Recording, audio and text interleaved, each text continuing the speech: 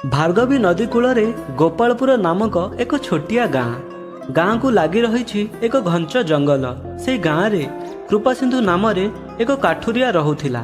तार नीतिदिनिया काम हिसाब रे सकाळु जंगल को जाए, किछि काठ काटी आनी बजार रे बिक्री करे।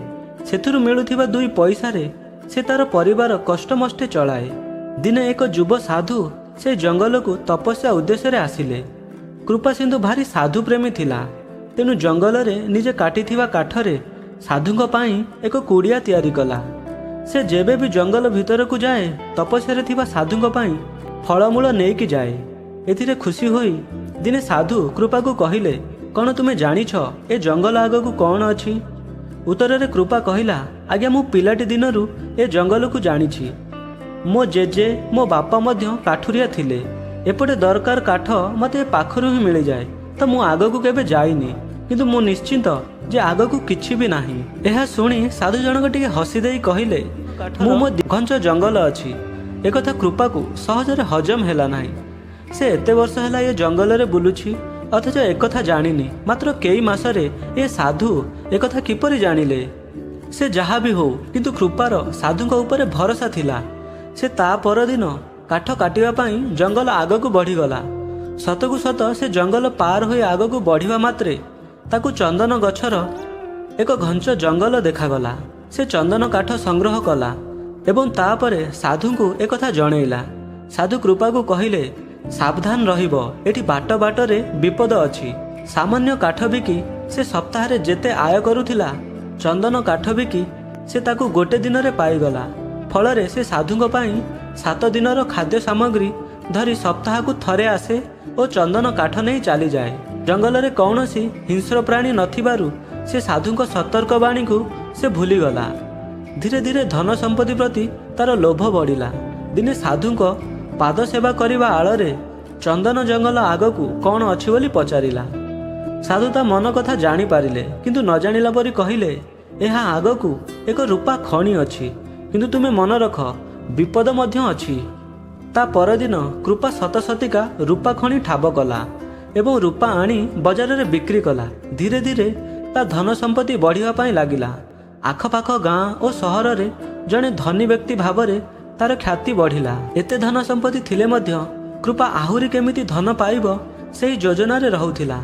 एथर मध्य सेवा करिबा आଳରେ से साधुंक दिव्य दृष्टि को प्रशंसा कला एवं रूपा खणी आगकू कौन अछि बोली पचारिला। साधु किंतु ता मन कथा जानी मने मने खूब हसिले। साधु बुझी पारिले जे कृपार मन लोभ और मोहरे भरी जाइछि। तथापि एहा आगरे एक सुना खणी थिबा से ताकू जणैले एवं विपदर सतर्क सूचना मध्य देले। लोभरे अंध थिबा कृपा खातिर न करी ता परदिन सकाळु जंगल को माड़ीगला एवं सुना खणी पाइला। एहा देखी तार खुशीर सीमा न थाए। टिके सुनारे से तार वर्षकर आय पाइगला। एबे तार धन संपत्ति आहुरी बढ़ीगला। एहा परे धन गर्भरे अंध होई से साधु को संपूर्ण भावे भूलीगला। एमिति रे किछि वर्ष बीतीगला परे थरे साधु निज तपस्या सारी विश्राम करुथांती। एतिकी बेले जने व्यक्ति कांदी कांदी तांको पाद तले पड़ीगला। देखिला बेलकू से आउ केही नुह, से ही थिला कृपा सिंधु। साधु ताकू पचारिले, बश्च मु मो दिव्य दृष्टि बलरे तुमको समस्त धन संपत्तिर ठिकाना बताइली। तुमे तो एबे खुशी रे रहिबा कथा, तुमर पुणी कौन असुविधा हैला? कृपा कहिला, आज्ञा मु एबे कोटी कोटी टंकार मालिक, किंतु मो जीवन रे शांति नाही। लोक माने आग भली स्नेह श्रद्धा रे कथावार्ता करू नाहांती। एपटे धन चोरी होई जिबा भय रे मु राति रे ठीक से सोई पारु नाही। मते यथाशीघ्र ए विपदरु उद्धार करंतु। एकथा सुनी साधु कहिले, मु एथि पई मध्य तुमको आगुरु सतर्क करिछि, किंतु तुमे खातिर कल नाही। मु केउ पशुठारु विपद थिबा कथा कहि नथिली, एई धन संपत्ति को हुई विपद बोली कहिथिली। तुमे एते वर्ष मो संपर्क रे रहिल, अथच थरे हेले निजको प्रश्न कल नाही कि मु दिव्य दृष्टिरु एसबु देखिला परे भी किपरि सेई कुड़िया रे रहुछि। आज देख मु सेमितिका आग भली आनंद रे अछि, किंतु तुमे सबु थाई मध्य एबे शांति रे नाह। एहा परे कृपा पचारिला, एहा किपरि संभव होइछि गुरु? साधु कहिले, यह सब ध्यान जोगु संभव होइछि। ध्यान करिबाकू हेले मनीष को सांसारिक मोहमाया ठारू निजको दूरेइबाकू पड़िबो। एहा परे कृपा तार भूल बुझी पारिला। ଏବଂ ଗୁରୁଙ୍କ ଆଶୀର୍ବାଦ ନେଇ ଧ୍ୟାନ କରିବାକୁ ଲାଗିଲା। ହଁ ସାଙ୍ଗମାନେ, ଆଜିର ସମାଜରେ କିଛି ଲୋକ ଧନ ସମ୍ପତ୍ତିର ମାୟା ଜାଲରେ ଅନ୍ଧ ହୋଇ ମଣିଷ ପଣିଆକୁ ଭୁଲି ଯାଆନ୍ତି। ବଡ଼ ଗାଡ଼ି ବଡ଼ ଘର ଅଛି କହି ଦେଖେଇ ହୁଅନ୍ତି, କିନ୍ତୁ ବେଳେବେଳେ ଏମିତି ସମୟ ଆସେ ସେହି ଧନ ସମ୍ପତ୍ତିର ଗର୍ବ ତାଙ୍କୁ ତଳିତଳାନ୍ତ କରିଦିଏ। ଆମେ ସବୁବେଳେ ଭାବୁ ଅଧିକ ଧନ ସମ୍ପତ୍ତି ଥିବା ବ୍ୟକ୍ତିମାନେ ବହୁତ ଖୁସିରେ ରୁହନ୍ତି। ନା, ଏହା ସମ୍ପୂର୍ଣ୍ଣ ଭୁଲ। କାରଣ ଆବଶ୍ୟକଠାରୁ ଅଧିକ ଧନ ସମ୍ପତ୍ତି ମଣିଷ ମନରେ ଡର, ଲୋଭ ଓ ଗର୍ବ ଭରି ଦେଇଥାଏ। ଯେମିତି ଗୋଟିଏ ଗଛର ଡାଳ ଯେତେ ଉପରକୁ ଗଲେ ବି ଯଦି ତା ଚେର ମଜବୁତ ନଥାଏ, ଦିନେ ନା ଦିନେ ସେ ଗଛ ଭାଙ୍ଗିକି ଭୂଇଁରେ ପଡ଼ିଥାଏ।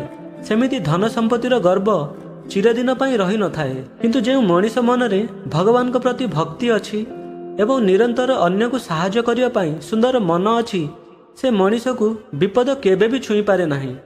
କାରଣ ଭଗବାନ ସବୁବେଳେ ତା ସୁରକ୍ଷା କବଚ ସାଜି ତା ସାଥିରେ ଥାଆନ୍ତି। ତେଣୁ ଜୀବନରେ ଅତ୍ୟଧିକ ଲୋଭ ନ କରି ଯାହା ସୁଖ ସୁବିଧା ଅଛି ସେଥିରେ ଖୁସି ହୋଇ ଭଗବାନଙ୍କ ନାମ ନିଅନ୍ତୁ। ଦେଖିବେ ଦିନକୁ ଦିନ ଜୀବନ ସହଜ ଓ ସୁନ୍ଦର ହେଇଯିବ। ଆପଣମାନଙ୍କୁ ଏଇ ଛୋଟିଆ ରିକ୍ୱେଷ୍ଟ, ଯଦି ଏ ଭିଡ଼ିଓଟି ଭଲ ଲାଗିଛି ତ ଚ୍ୟାନେଲକୁ ନିହାତି ସବସ୍କ୍ରାଇବ୍ କରନ୍ତୁ ଏବଂ ଭିଡ଼ିଓଟି କେମିତି ଲାଗିଲା କମେଣ୍ଟ ବକ୍ସରେ ନିଜ ମତାମତ ଜଣାନ୍ତୁ। ଜୟ ଜଗନ୍ନାଥ।